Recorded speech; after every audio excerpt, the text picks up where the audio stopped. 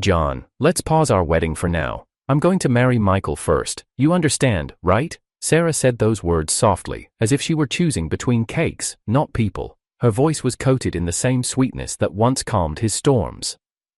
But this time, John didn't move. He just stood there, a glint of disbelief flickering in his otherwise frozen expression. Behind her, Michael avoided eye contact. Of course he did. Sarah continued, her hand brushing John's forearm with practiced ease. It's only temporary. The Shu family's putting pressure on Michael to marry that girl, Sylvia, the one in the wheelchair. She's harmless, but if he refuses, it'll ruin him. I'm just stepping in to help. I'll divorce him as soon as things settle down. John's stare didn't waver. He looked at her the way one might observe a stranger confessing to a petty theft, detached, mildly curious, and far too tired to care. And what about me? He asked quietly. Sarah's lips curved in that same gentle smile she always wore when she wanted him to agree. You'll wait. You've always understood me, and we've been together for so long. This shouldn't affect us. He looked down at her hand still resting on his arm, the same hand he used to hold during late-night walks, during their countless hospital visits for his mother, during the sleepless nights building her father's crumbling business back to life. And now, that same hand had quietly signed his name away. I see, John said. A pause. Then, he reached into the inside pocket of his blazer and pulled out a small envelope. Clean, minimal, elegant. Sarah blinked, confused, as he extended it toward her. What's this? He said nothing. She took it with a small laugh. You didn't. You actually helped us with the wedding invitations. John, I knew you'd understand. You're the best. Her nails slid under the flap, and she pulled out the thick, cream colo. Red card, gold embossed, premium linen texture. Her eyes skimmed the names, and stopped. The smile evaporated from her face as if someone had flipped a switch. Her fingers trembled. What is this? The names are printed clearly, John said flatly. Her eyes darted back to the card. John Liu Sylvia Shu, you are cordially invited to their wedding date, same as the one she'd chosen for herself and Michael. Venue, Grand Horizon Hall, twice the size, twice the guests. Her throat dried. You're marrying her? John didn't blink. The very woman you tried to erase. Sarah let out a disbelieving laugh. You're doing this to hurt me. No, John replied, his tone calm, almost eerily so. I'm doing it to remind you, who you threw away, and who you thought wasn't worth standing beside. He turned to leave. John, wait, you're seriously going through with this? He stopped, but didn't look back. Sarah, he said, voice low, you used to be the one I'd bleed for, but now? You'll be lucky if I offer you a band-aid. And with that, John walked away, leaving Sarah standing alone, still holding the invitation to a life that was no longer hers. John still remembered the first time he saw Sarah. She had slipped on the marble steps of the campus auditorium during a school awards ceremony, and before anyone else reacted, he had already caught her. She was laughing, even as she clutched his arm to steady herself. You're fast, she'd said, cheeks flushed. He didn't realize then that the way she smiled when she got what she wanted would become the same smile that gutted him years later. Their engagement had been arranged when they were 17, two powerful families seeing an opportunity to secure the next generation. But unlike the many cold, transactional pairings in their social circle, John and Sarah genuinely liked each other at first. John was serious, composed, and loyal. Sarah was radiant, headstrong, and dangerously ambitious. They balanced each other out, until they didn't. John had always been the quieter of the two, reserved, strategic. He spoke only when necessary and never sought the spotlight. But when Sarah's family business, Liu Enterprises, began to spiral after a scandal involving her father's illegal investments, it was John, barely 23 at the time, who stepped forward to help. His own family's corporation, Liu Tech Holdings, was stable, inherited from his late grandfather. His parents had warned him, don't get involved in that mess. But he didn't listen. Instead, he left his rightful inheritance behind. Handed over management of Liu Tech to his cousin and started from scratch at the bottom of Liu Enterprises as a junior advisor, just so it wouldn't look like he was handed a position by favoritism. He worked 18-hour days, suffered humiliation in boardrooms, and took on the brunt of client negotiations. He had once drunk himself into a hospital bed just to close a deal that would keep Liu afloat. And Sarah?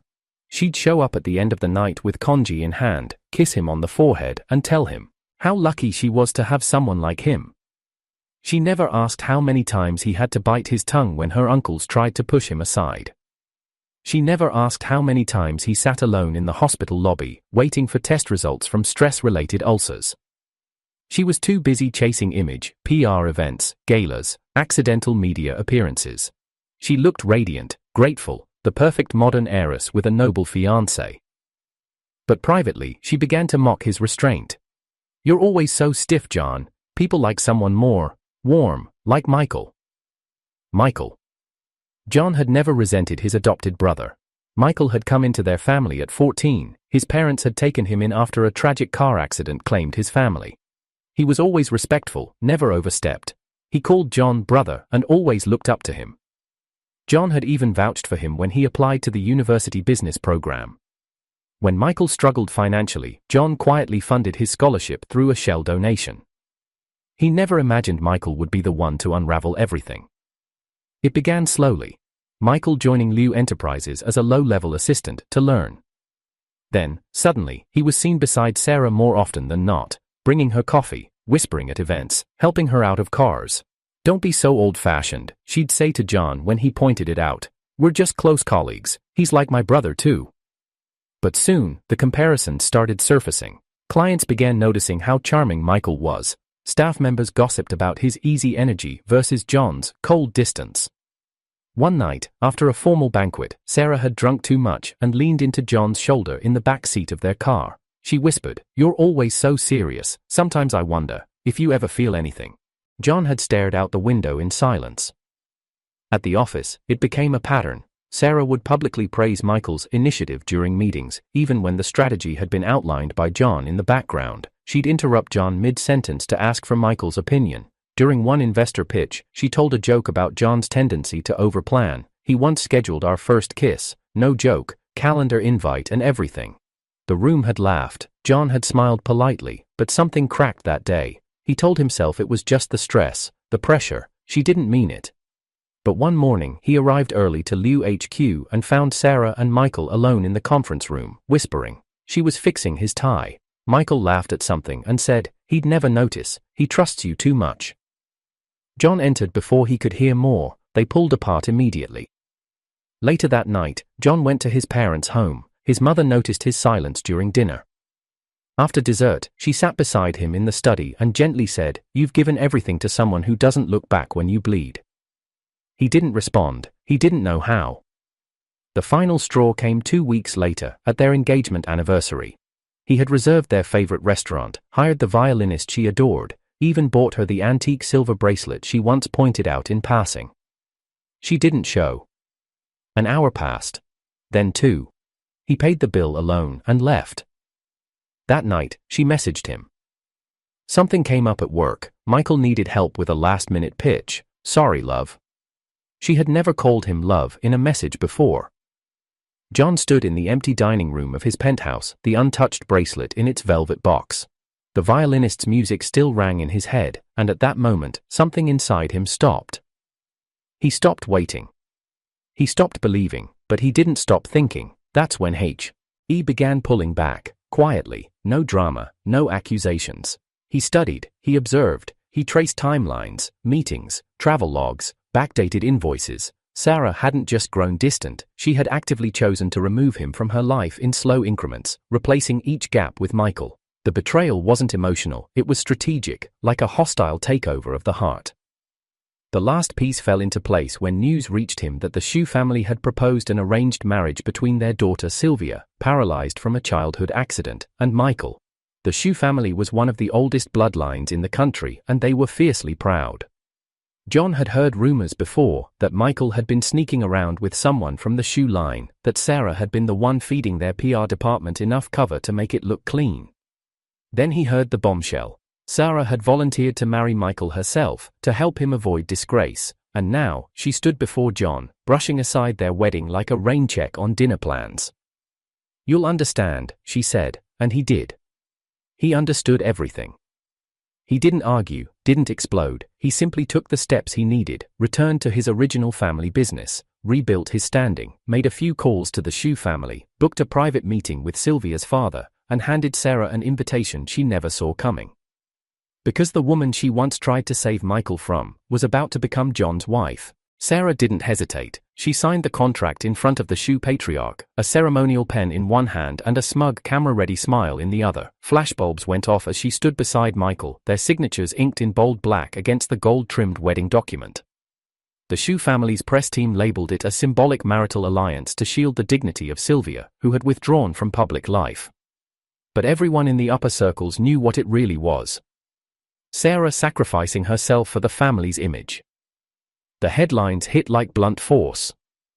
Liu heiress steps into Shield brothers' honor. Marries for family name, John Liu absent from ceremony. Split rumors spreading. John read them all from his office window, each article another strike cracking the already thin layer of ice inside him. The silence in his penthouse was louder than ever. His phone had stopped ringing. No explanations, no apology, not even a direct message. Only a news post on Sarah's official social media account. Today I made a difficult but necessary choice, for love, for family, for legacy. John didn't need to guess whose idea that caption was. Sarah had always been brilliant with words when the audience was watching. The morning after the ceremony, she walked into his office like nothing had changed, her heels echoed with authority on the polished floor. She wore ivory, off-white like she was still mourning the love she claimed to protect. Michael trailed behind her, sleeves rolled up, a silk tie loosened at the neck. He smiled too easily. John didn't rise from his chair. "Close the door," he said quietly. Michael hesitated. Sarah gave him a nod. "It's fine." When the door clicked shut, John didn't waste time. "I'm giving you this one chance to undo it." Sarah crossed her arms, tilting her chin. "Undo what?" "This farce of a marriage," he said. "You made your point. Congratulations. The headlines are yours, but if you think this game won't cost you, think again." Her laugh was soft, dismissive. "Don't be dramatic. You know this isn't real, it's just optics, strategic damage control." John stood, slowly, deliberately. "If you walk forward with this, if you think this is just another story to spin, then you and we're done." She blinked. For the first time, something flickered across her face. Not fear, not regret, but calculation. "You wouldn't walk away from everything we built," she said, her voice calm. "Not after all you've invested. We've survived worse, John." He stepped closer, dropping a folder on the table between them. Inside was his formal resignation, every department accounted for, every handover plan detailed, every asset he had retracted his name from. "I already have," he said. Sarah's fingers hovered over the folder but didn't open it. "This is childish." "No," he replied. "This is clarity." And then he left. The press spun their own stories. John Liu steps down from Liu Enterprises. Needs time to heal, says insider, Sarah and Michael, from tragedy to triumph. A new power couple in the making. He didn't correct them, he didn't speak to the press, he didn't even answer his parents' calls. Instead, he went silent. He returned to Liu Tech, quietly reclaiming his stake, starting over with the quiet poise that always unnerved his rivals. He no longer answered to public perception, only precision, but the world had a cruel sense of humor. 3 weeks later, John returned to Liu Enterprises to retrieve personal items. He walked the halls like a ghost no one dared acknowledge. Most employees glanced down or turned away. They had seen the headlines, they had read between the lines. As he reached the executive wing, he paused. The hallway was quiet, dim, then, a soft laugh. Sarah's. He turned the corner. There they were, Sarah and Michael, standing too close. Her hand rested against his chest, fingers curled lightly around the fabric of his collar. Michael's head was bent low, his lips brushing hers. Not passion, not urgency, just familiarity. Like this wasn't the first time, like it wouldn't be the last. Sarah's eyes opened mid-kiss. She saw John. And froze. Michael turned, startled. "John." But John didn't speak. Didn't blink. He just looked at her. Sarah stepped forward instinctively. It's not what you think. John took a small, velvet box from his coat pocket. The ring inside was handcrafted. A single platinum band carved with a hidden inscription only she would have understood. Till silence breaks. He'd designed it himself. Months ago. Long before she ever saw Michael as more than a brother. He looked at the box for a second longer, then without a word, tossed it into the trash beside the potted plant. Sarah flinched. He turned to leave. John, wait. He paused in the doorway. You still think you're in control? Her breath hitched. He looked over his shoulder, eyes cold. You don't realize yet, you already lost me. And then he was gone. Sarah stood frozen in place, Michael behind her, unsure whether to comfort her or keep his distance, but she didn't move. Because for the first time, she wasn't sure if John would ever come back. And deep down, she feared that this time, he wouldn't. John stepped back into the Liu estate like a soldier returning from a war that never gave him medals, only scars. The manor was still beautiful, but hollow. The marble floors gleamed like they had no memory of footsteps. Portraits of ancestors stared down at him with judgment, the same way his father once had. Servants murmured greetings, voices low, eyes unsure. They didn't know whether to bow to the disgraced son, or the one who had nothing left to lose. He walked to his old study.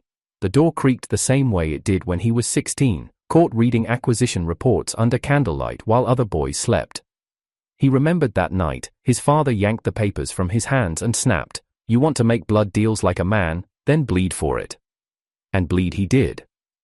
At 21, John had flown to the Middle East with a bottle of cheap cologne, a knockoff watch, and a debt portfolio no one wanted to touch. He wore blisters into his heels, drinking shot after shot with oil tycoons who insulted his accent and called him a pretty boy in Mandarin. One night, after signing a deal with a criminal logistics group in Shanghai, he vomited in a public restroom for 40 minutes. Not from the alcohol, but from the fear. That if he failed, the Liu family would fall, that Sarah would leave him. That everything he'd clawed for would disappear before anyone even noticed his hands were bleeding. He returned home days later with the contracts in hand, reeking of smoke, alcohol, and shame. And his father barely looked up from his paper when he muttered, "Took you long enough." John never forgot that. He never forgot the silence after success. Never forgot how Sarah touched his face and said, "You work too hard for things no one sees." Except she saw everything. And still chose Michael. Still chose headlines over heart. Now, standing in his study, John could see the cracks. In the empire he once bled for. The Liu name wasn't feared like it once was. Sarah had taken most of the media holdings with her, parading Michael as a visionary when all he did was wear John's discarded suits. The board barely acknowledged John's return. They were nervous, cowards in expensive shoes. But he didn't shout, he didn't plead. He studied, and waited. At night, he opened old balance sheets, studied market gaps in silence.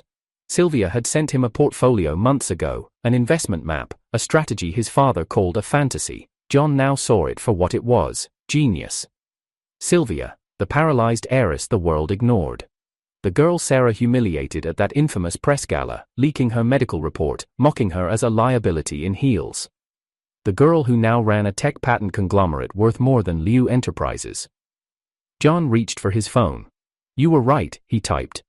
The reply came faster than expected. "I usually am." They met 2 nights later. A private rooftop garden. John wore black. Sylvia wore cream. Her wheelchair had gold trim, not for flash, but for defiance. She looked at him like she had been expecting this moment for years. He didn't smile. "You don't owe me anything." She tilted her head. "That's true, but you owe yourself." That night, they didn't speak of love, they spoke of empire, of quiet revenge, of strategy dressed as grace. Sylvia slid a small blue folder across the table. Inside, the structure for a private holding group, not under the Liu name, under John's own. "You build this," she said softly, "and you'll never have to borrow a legacy again." He stared at the folder, the corners of his lips twitched, just once. For the first time in years, John Liu breathed without pain.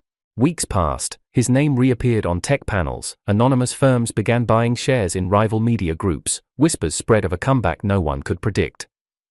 Sarah called once. He didn't answer. The second time she called, Sylvia answered. "She's not used to silence," Sylvia said afterward, sipping her tea. "I want her to hear it," John replied, "louder than anything I ever said." And then came the real headline. Wang Tech Group announces merger with Sylvia Lee's Global Intel, surprise engagement revealed. The media didn't believe it. Sarah certainly didn't. John, the cold strategist, getting engaged to the very woman she tried to erase. The press exploded. Photos of the engagement party flooded social feeds. John in a dark mandarin collar suit. Sylvia in a flowing champagne gown, her hand resting over his. They looked like two people who had already survived the storm. The press noted her calm. His silence. The glint in his eye not of love, but of triumph. Sarah watched it all unfold on a private screen in her penthouse. Michael leaned over her shoulder, scoffing. "She's still in that chair." But Sarah didn't speak. Because in every picture, John looked like the man he used to be, before her. Before the lies, before the betrayal. Except stronger. Colder. Untouchable. And then the invitation arrived. Hand-delivered. A white envelope. Her name written in John's handwriting. Inside, the wedding card. Her fingers trembled. "You are cordially invited to the union of John Liu and Sylvia Lee." Below, a simple line. "You always said you wanted to see how far I'd go without you. This is how far." Sarah sat down, chest hollow. She had married for strategy. He had built an empire for revenge. And now, she was no longer part of the story. They said it was coincidence, but everyone in high society knew otherwise. 2 weddings, same day, same time, same city. The bride in one wore a phoenix crown passed down for generations, one that had belonged to the very family she helped dismantle. The bride in the other? A woman once dismissed as useless, voiceless, invisible, now radiant, walking freely down the aisle with the very man everyone assumed would die broken. John adjusted his cufflinks under the soft ivory lighting of the cathedral. His suit was matte black, his boutonniere a single white lily, Sylvia's favorite. He didn't speak much, not even to the reporters waiting outside. He didn't need to. His silence had become prophecy. A few blocks away, Sarah stood before the mirror in her bridal suite. The phoenix crown gleamed on her head, ancient rubies set against gold filigree. She had fought to wear it, claimed the right through Michael's surname. The media adored her comeback arc, once the heartbroken ex, now the radiant savior marrying into her former fiancé's family. She smiled like she had won, then her phone buzzed, first one notification, then dozens, then hundreds. A push alert, Wang legacy returns, John reclaims chairmanship amidst family rift. Another, breaking, former heiress, Sylvia marries Wang Empire's only heir in surprise ceremony. Sarah blinked. No, this wasn't the plan. John was supposed to grieve, disappear. He was supposed to lose. She barely had time to absorb it before a soft chime echoed in the banquet hall. A staff member wheeled in a velvet box addressed to Mrs. Sarah Wang. The crowd gasped. Michael stood beside her, paling by the second. Inside the box, legal documents transferring ownership of Sarah's own company to Wang Holdings finalized that morning. Screenshots of her private texts mocking John, calling him emotionally constipated. A full video montage of her kissing Michael, filmed in the hallway weeks before she even called off her engagement to John. Then, as if scripted by the stars, the whole central LED screen flickered, and there it was. John, standing beside Sylvia, both framed by floral arches, his expression unreadable. Sylvia's hair was pinned back with the same orchid comb Sarah once discarded as peasant style, and beneath them, a quote. "I was discarded like a rusted ring, so I forged a crown." Michael grabbed Sarah's wrist. "Did you know? I thought you said, Sarah, what the hell is this?" Sarah turned on him, voice low and slicing.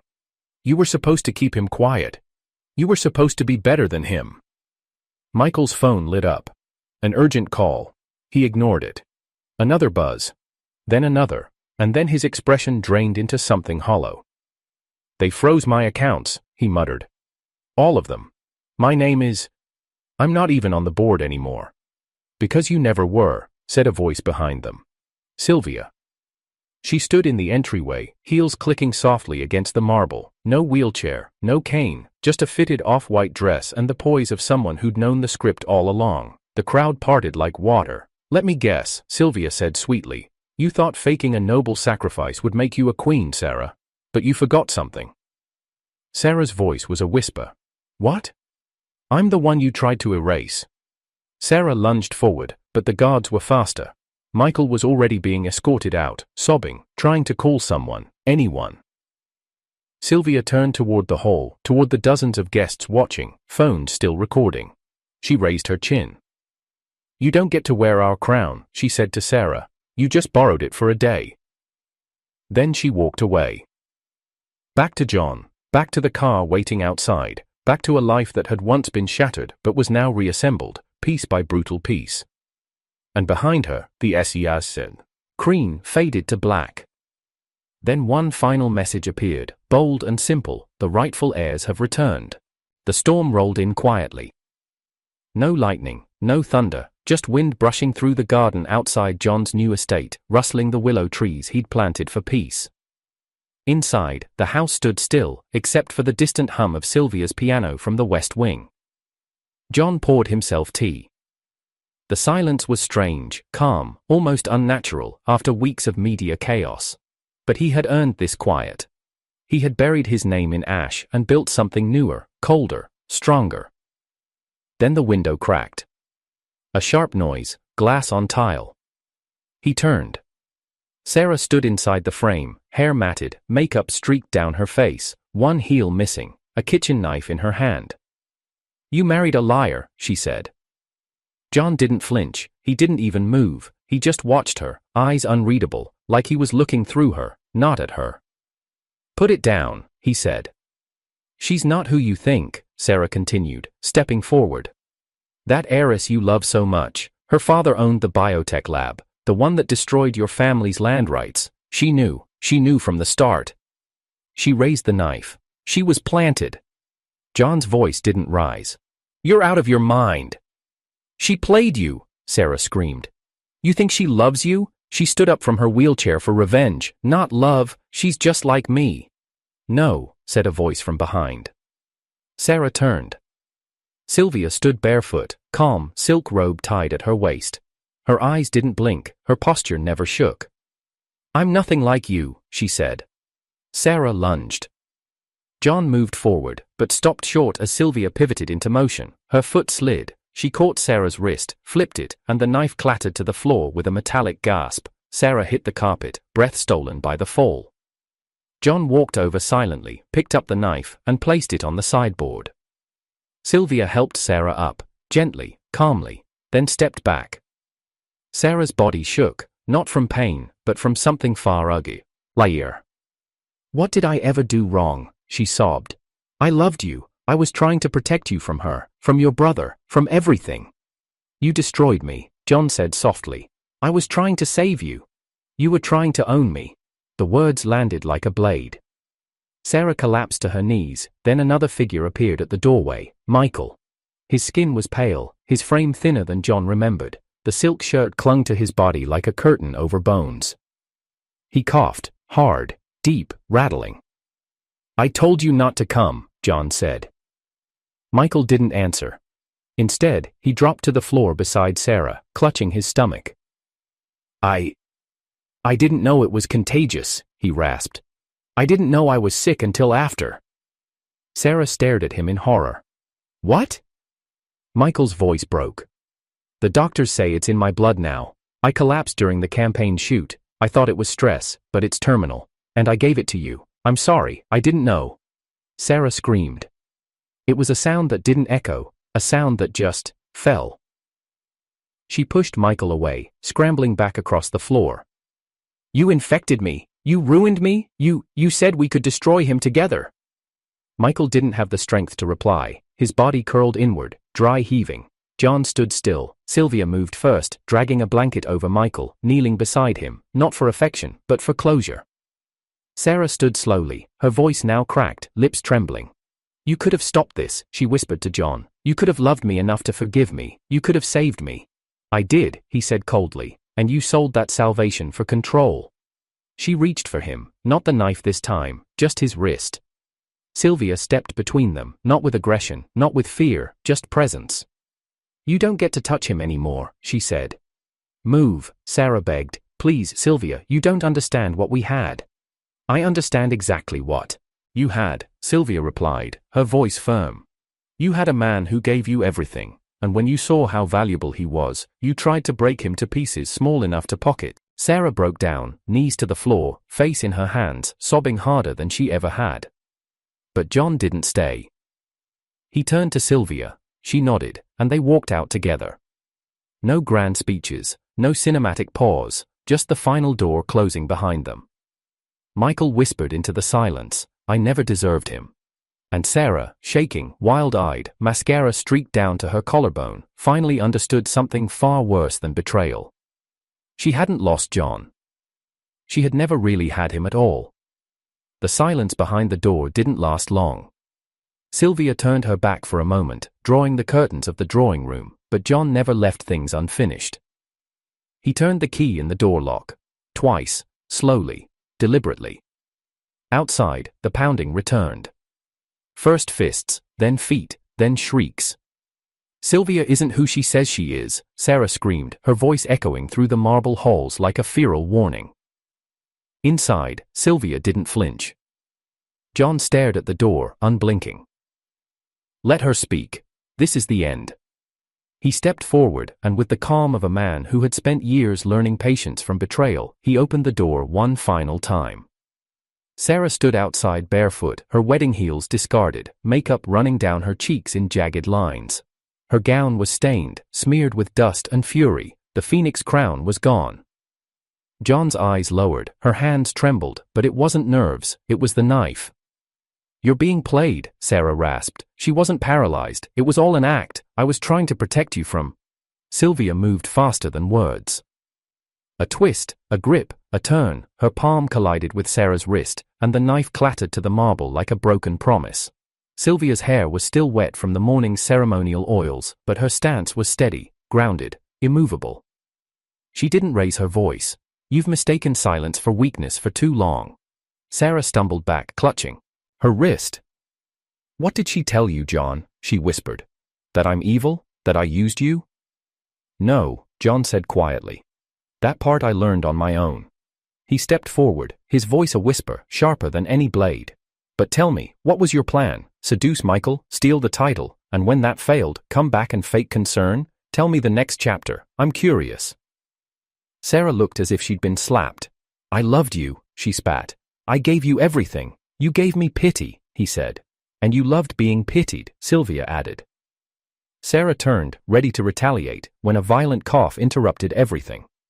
Michael stood at the foot of the driveway, hunched over. His tuxedo was unbuttoned, collar loose, face dripping with sweat, but worse, there were red stains on the handkerchief he held. Michael, Sarah choked, rushing to him. He collapsed forward. John didn't move, Sylvia only watched. What happened to him? Sarah screamed, cradling Michael's head. Why is he coughing blood? Is this because of the footage, the company, the exposure? John stepped closer. No, this isn't corporate, this is karma. Michael's voice cracked like old wood. They told me 6 months. What? Sarah whispered. I thought if we married, if I became the heir, the family would help. I didn't know John would cut ties. Sarah froze. You married me to save yourself, she whispered, staring at him as if seeing a stranger. Michael's mouth twisted into a pitiful smile. And you married me to destroy John. Guess we're both getting what we deserve. She stood up but staggered. No, no, no, this isn't how it ends. Her mascara-stained eyes darted between the couple standing at the door, to the man now coughing blood on the driveway. You can't let me rot with him, John, she whispered. You can't leave me with nothing. You chose nothing, he said. Sarah stumbled toward him, grabbing his arm. I never wanted to lose you. I did it for us, for your name, for your company. I thought Michael needed. Sylvia pulled her off with the same composure she had shown all evening. This time, she didn't use judo, just words. You used the excuse of nobility to justify betrayal. You weren't saving Michael, you were hiding your ambition behind his illness. Sarah was shaking. I was afraid you'd leave me for someone quieter, someone like her, someone who didn't challenge you. I didn't need a challenge, John replied. I needed loyalty. Michael began vomiting beside the gate. Sarah didn't notice. You were always so calm, she said, voice cracking, always holding back, always reading. You made me feel like I had to perform to get your attention. I hated how composed you were. John nodded. That's because you weren't looking for a partner, you were looking for an audience. Tears welled in her eyes, but they no longer mattered. They weren't going to fix anything now. She lunged forward, and this time, it was Sylvia who stepped between them fully. You had him for years, Sylvia said, and in all that time, you never saw what he gave up for you, but I saw it, every late night, every press interview, every time he defended you, even when it made him bleed. Sarah flinched. You don't know him. Sylvia stepped closer. No, you didn't.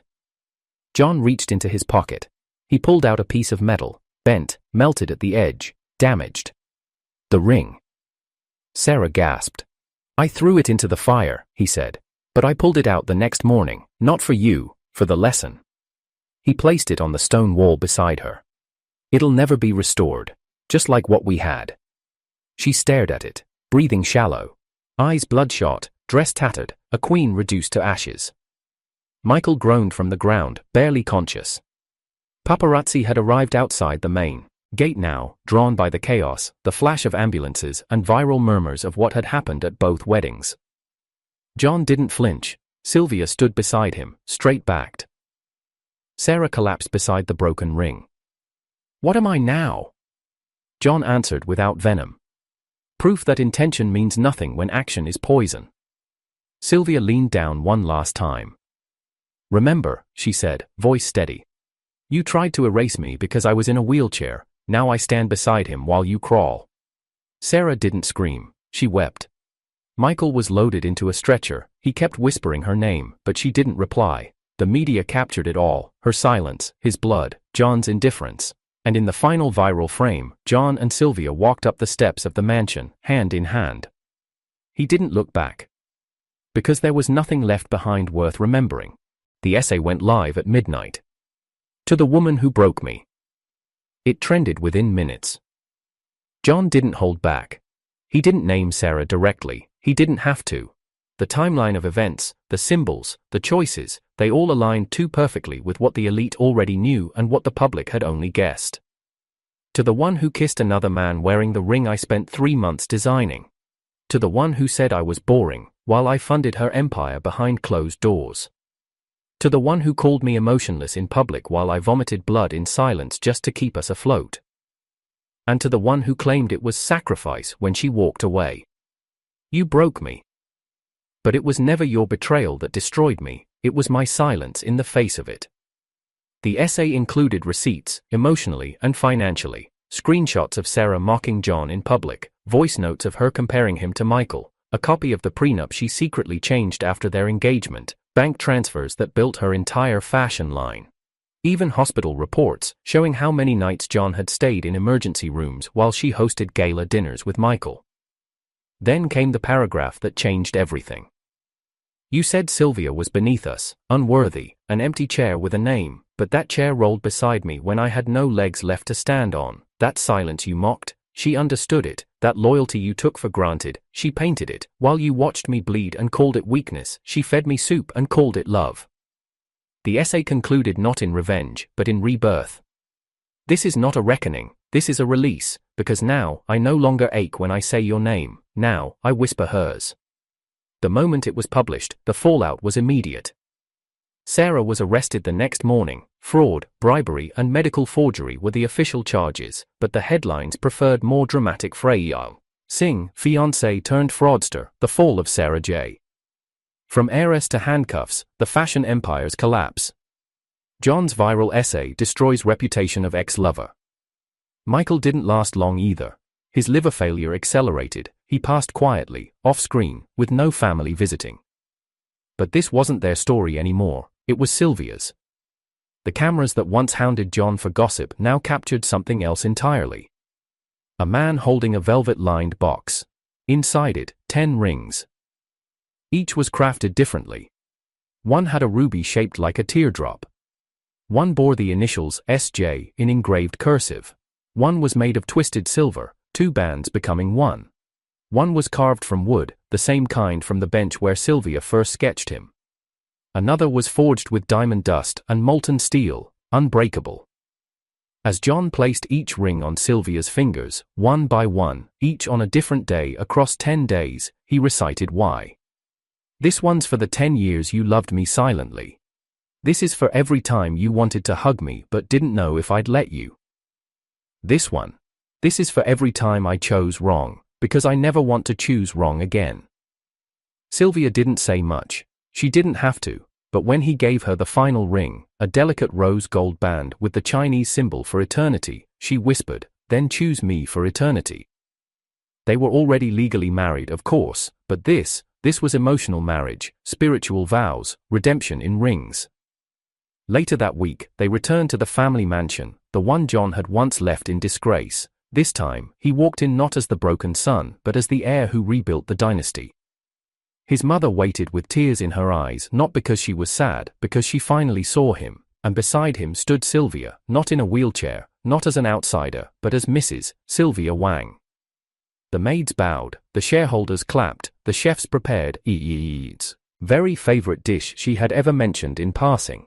And in the hallway, just by the locked drawer that once held John's pain, they placed a frame. Inside it, a watercolor Sylvia had painted secretly during her lowest days. It showed John sitting on a rooftop, holding a broken engagement ring, head bowed, but behind him was a faint silhouette of a woman holding out a new one. The title? He deserved better. John stared at it for a long time, then opened the drawer, and inside it, untouched, lay his very first proposal ring to Sarah, the one she'd said was too simple, the one he'd thrown away, but Sylvia had recovered and kept. He took it and placed it beside the painting, a museum of pain, now sealed. That night, the two of them stood on the rooftop of the Wang estate, the same spot where John once contemplated giving up. Sylvia wore no makeup, her hair was braided loosely over her shoulder. She wore a simple cream-colored dress, peach beige reflecting off her skin in the candlelight. John wore a dark charcoal vest over his white shirt, sleeves rolled, a soft breeze blew as they watched the stars above. He reached for her hand. "I don't know what to give you anymore," he said softly. "You've already given everything," she replied. "No," he said, voice quieter now. "You gave me back my voice, my name, my heart. Now I'm going to punish you, by loving you for the rest of my life." She looked at him, slowly, tenderly, then said with a half-smile, "I accept my sentence." And then they kissed, not with hunger or desperation, but with peace, the kind of kiss that says, "We've been broken, we've healed, and we're never going back." As spring melted into summer, John returned to the family mansion that once smelled of blood, broken dreams, and cold cigars. Now, it was warm cream and soft peach florals, Sylvia's touch everywhere, from the long-forgotten library to the sunlit balcony where no one dared sit since his father's St. Roque. The media storm had passed. Sarah's sentencing had aired like a tragic drama. Courtroom silence broken only by the judge's gavel and her own mother's sobs. Michael's death had made headlines for a day before being buried by scandal. A forgotten casualty of ambition. John never mentioned him again. Instead, he stood by a giant canvas, unfinished. Sylvia's last painting from before the accident. A faceless man stood beside a woman in a wheelchair, holding an umbrella against the storm. She had tried to destroy it after Sarah's betrayal, but the sketch remained, hidden in a drawer Sylvia never opened. He wheeled it into her studio without a word. The next morning, she walked in barefoot, her hair damp from the shower, and gasped. There it stood, restored, stretched, waiting. John held out a single brush. "Only one condition," he said. "What?" "Finish it as us, not who we were, but who we are now." She looked down at the blank faces in the painting and whispered, "I'm scared I'll ruin it." "You won't." He stepped forward, kissing her temple. "You already fixed me." They worked side by side for a week, her strokes delicate, his patient. Their love not declared in loud declarations, but in the quiet way he brewed her tea when she didn't ask. The way she wiped his reading glasses before he left for meetings. The way their hands always found each other, even in silence. On the final night, the painting was complete.